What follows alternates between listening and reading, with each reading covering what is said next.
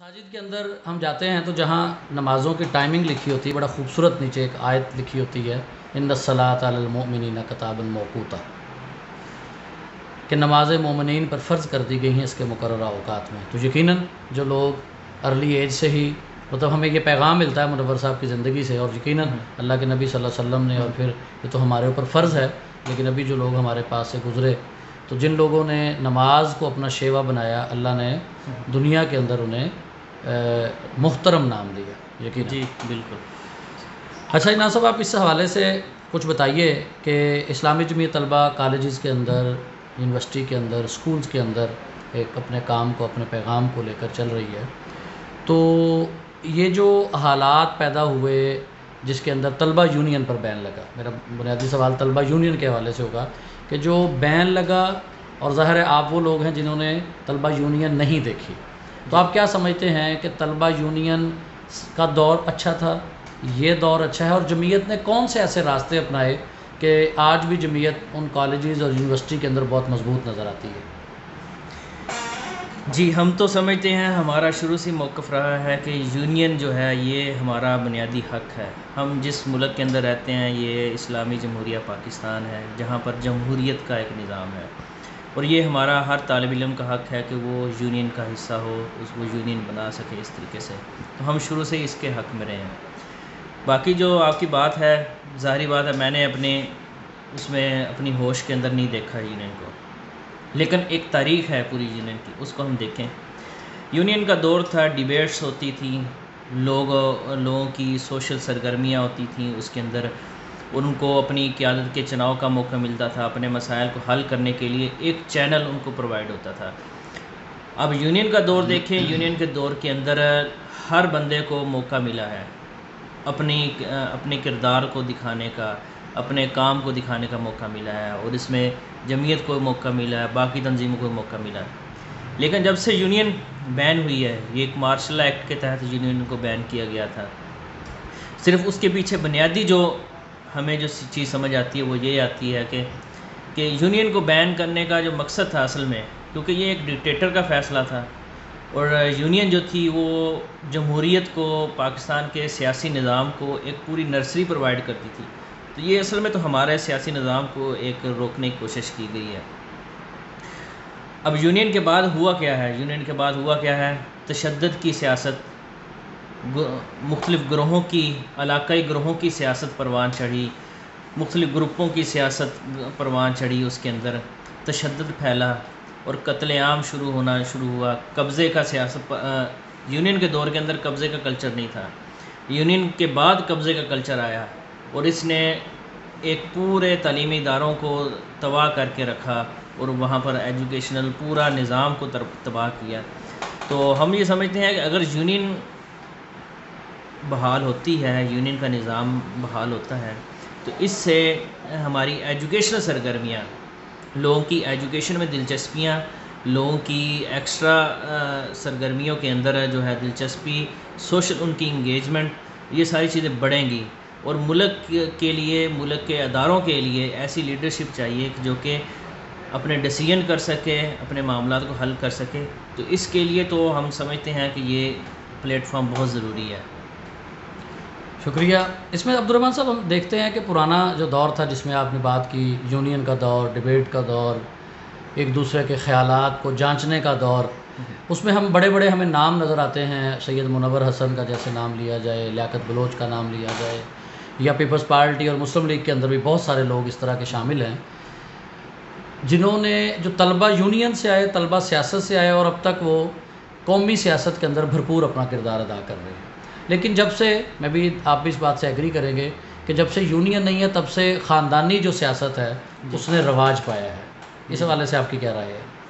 یہ تو اس حوالے سے تو کوئی دو رائے موجود ہی نہیں ہے، یہ تو ایک کلیئرلی چیز ہے کہ خاندانی نظام کو پروان چڑھانے کے لیے یونین کا رستہ بند کیا گیا، کیونکہ یونین نے جو لیڈرشپ دی ہے یہ پیور لیڈرشپ، ایک متوسط گھرانے سے ایک لیڈر تیار کیا ہے، اور علاقے کے لیے، ایک شہر کے لیے، گلی محلوں کے لیے پوری لیڈرشپ دی ہے، اور اس یونین کا یہ اثر تھا کہ خاندانی جو سیاست تھی یہ پیچھے ہٹ گئی تھی، اس دوبارہ اس کو لانے کے لیے یہ سارا راستہ روکا گیا ہے یونین کا. یہ تو ایک صاف بات ہے، فیکٹ ہے یہ. اچھا دوسرا یہ بتائیے کہ ابھی آپ نے بات کی کہ طلبہ یونین کے بعد جو معاملات آئے جس کے اندر قبضہ گروپ بھی آیا اور یہ ساری چیزیں اس طرح کی ہوئیں، تو اسلامی جمعیت طلبہ نے اس سارے نقصانات سے اپنے آپ کو کیسے محفوظ کیا، لیکن کہیں کہیں ہمیں دیکھنے میں ملتا ہے کہ اس تشدد کے اندر جمعیت بھی شامل ہے. اس حوالے سے آپ کا کیا سٹانس ہے؟ دیکھیں اس میں ایک چیز تو سمجھنے والی ہے کہ جب معاشرے کے اندر خرابی پیدا ہوتی ہے تو معاشرے کے اندر جو لوگ رہ رہے ہوتے ہیں ان کے اوپر بھی اس کے اثرات آتے ہیں.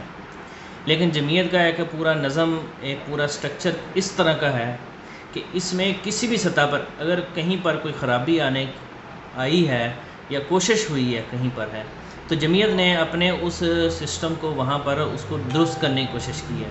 کبھی نہیں یہ ہوا کہ خرابی آئی ہے اور پھر خرابی چلتی رہی ہو.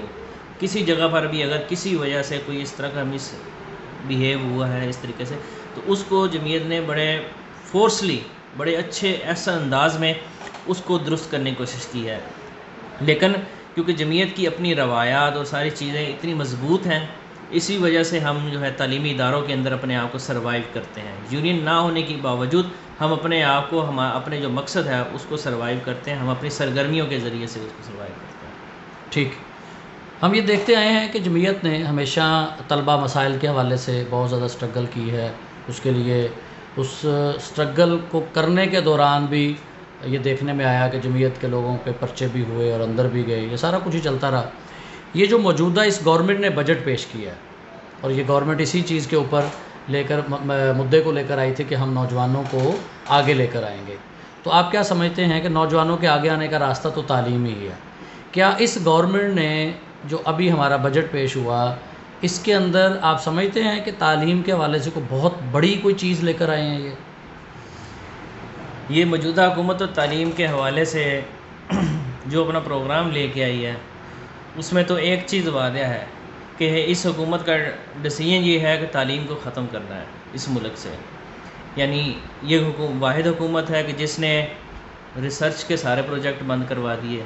یہ واحد حکومت ہے جس نے فورن اسکالرشپ بند کروا دی، یونیورسٹیز کی اسکالرشپ بند کروا دی. یہ واحد حکومت ہے جس نے یونیورسٹیز کا بجٹ جو کم کر دیا. یہ ایک واحد حکومت ہے کہ جس نے ایک کرائٹیریا کے تحت جس میں یونیورسٹیز کی گروتھ ہونی ہوتی ہے اور ایک خاص رفتار کے ساتھ یونیورسٹی نے آگے انہوں نے چلتے ہوئے سارے پروجیکٹ بند کروا کے رکھ دیے ہیں. تو انہوں نے تو جس طریقے سے کٹ لگایا ہے چیزوں کے اوپر، تو ان کا ایجنڈا تو سامنے ہے کہ انہوں نے عوام کو دھوکہ دیا، عوام کے ساتھ جھوٹ بولا ہے اور ان کو تو عوام کے سامنے معافی مانگنی چاہیے کہ ہم نے آپ کے ساتھ جھوٹ بولا ہے. یہ تو تعلیم دشمن حکومت ہے. تعلیم دشمن حکومت ہے. عبدالرحمٰن صاحب، چونکہ جمعیت ایک 70-75 سالہ بیک گراؤنڈ رکھتی ہے، اس وقت جو موجودہ عالمی صورتحال ہے اس کے اندر اسلامی جمعیت طلبہ اس کو آپ کس نظر سے دیکھتے ہیں؟ اس میں جمعیت کا کیا کردار رہا یا کیا ہو سکتا ہے، یا ویسے اوورآل بین الاقوامی جو حالات ہیں اس میں آپ کیا سمجھتے ہیں؟ نہیں، یہ سوال کاٹ دو یار، نہیں صحیح ہے گا. اچھا کرونا پہ ہم بات کرتے ہیں. عبدالرحمٰن صاحب یہ فرمائیے کہ مارچ سے لاک ڈاؤن کی صورتحال ہے، پورا ملک کرونا کی لپیٹ میں رہا. اب الحمدللہ اچھی خبریں آ رہی ہیں. تو اس کرونا کے حالات کے اندر اسلامی جمعیت طلبہ نے اپنے کام کو کیسے مینیج کیا؟ اس پورے حالات کے اندر ہم نے اپنے کام کو بالکل لاک ڈاؤن کی نظر نہیں ہونے دیا. ہم نے یہ ساری جو چیزیں ہیں جو ہیں ان کو ہم نے آن لائن شفٹ کیا ہے.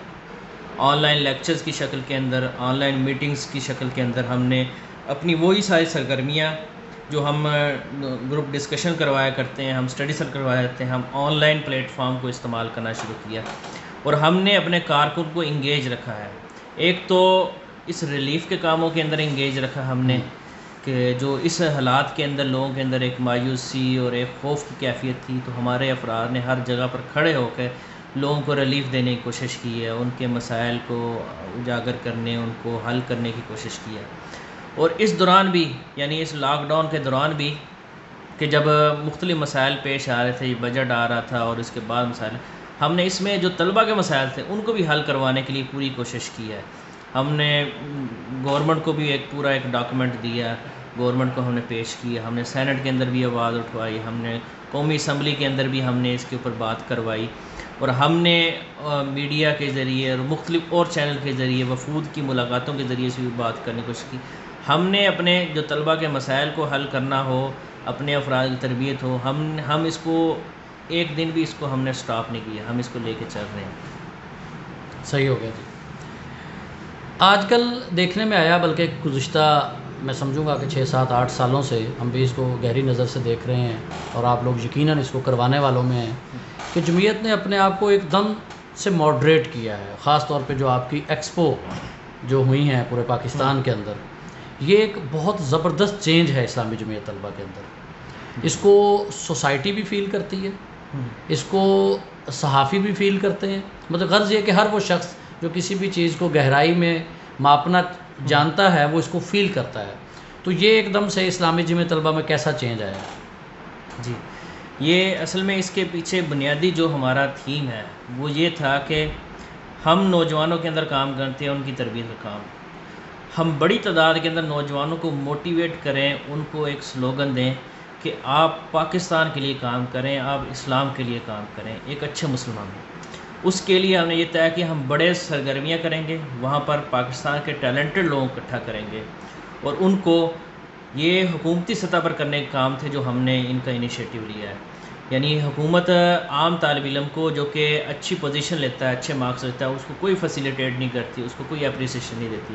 تو جمعیت نے اسٹیپ اٹھایا کہ ہم ان نوجوانوں کو، ان طالب علموں کو ہم فیسیلیٹیٹ کریں گے، ان کو سرگرمی دیں گے، ان کو بولنے کا موقع دیں گے، ان کو پلیٹ فارم پر اپریشیٹ کریں گے، تاکہ جب یہ آگے جائیں، اور ہمارا جو میسج جو ہم ان کو دینا چاہتے ہیں کہ پاکستان کی ترقی کی خاطر، اسلام کی ترقی کی خاطر اپنے آپ کو جو ہے سرو کریں، اپنے آپ کو لگائیں اس کے اوپر یہ جب فارغ ہو کہ کسی بھی محکمے کے اندر جائیں، کسی بھی جگہ پر جائیں تو اس میں اپنا کام کر سکیں.